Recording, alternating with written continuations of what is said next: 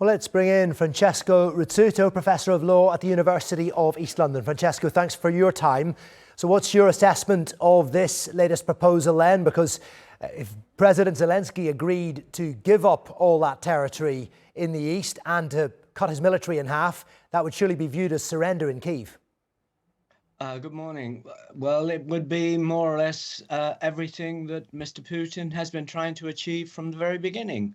A small army, a neutered Ukraine, the eastern provinces in the Donbass essentially annexed, keeping the Ukraine. What else would Putin want? And of course, the lifting of the sanctions that were a consequence of his invasion. This is handing on the plate to Mr. Putin everything that he could reasonably want, given that he couldn't invade and take over the Ukraine completely after the invasion.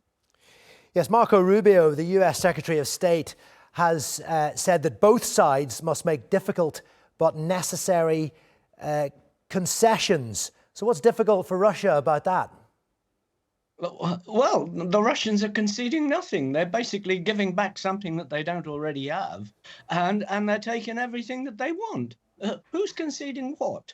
Of course, the major concession is that the Russians will then let the Americans trade with them and take advantage of any economic resources that Russia had that they want to trade.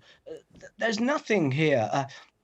And we mustn't forget, the Europeans are excluded from this process. The Ukrainians appear to be excluded from the process, though, again, as your reporters were saying, we're not 100% clear about what's going on and the detail of the thing. But on the face of it, it would seem to be a stitch-up, essentially, between Trump and the Russians, with the Russians claiming they're giving everything up, but actually they're giving nothing up, unless, of course, you accept that Ukraine should be part of Russia, and therefore they're giving up that idea. This hasn't, of course, been officially confirmed by the White House yet, but we understand that Steve Witkoff, Donald Trump's special envoy, has been heavily involved in that. I mean, is he the right person to be cutting a deal of such magnitude, given his background is in real estate?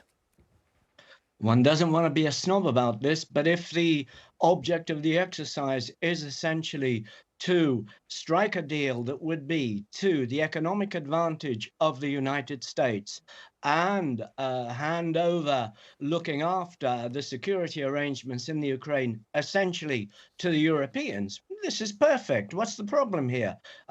We must, this is a new way of doing international politics. We've really got to get used to this this approach to things and not look to normal and traditional diplomatic channels of dealing with these things. No, Witkoff for Trump is perfect.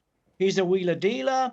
He doesn't really care about the traditional concepts that international diplomacy and statecraft care about, and really there's not a problem here. I think that we mustn't get ourselves too bound on this notion, well, he's just a businessman who knows nothing about international relations. Yes, perhaps, but he does appear to know something about human nature, and that is screw the Ukrainians as hard as you can quickly over a period of time. Put them in a position where it's pretty clear that the Europeans don't have the resources and making it difficult to provide the Ukrainians with the financial resources we've seen over the Russian assets in Europe not being released, and keep bombing them. And then the Americans will step in and say, hey, wonderful compromise. Why don't we have a peace treaty now? With the poor Ukrainians, of course, being stuck in what to do next.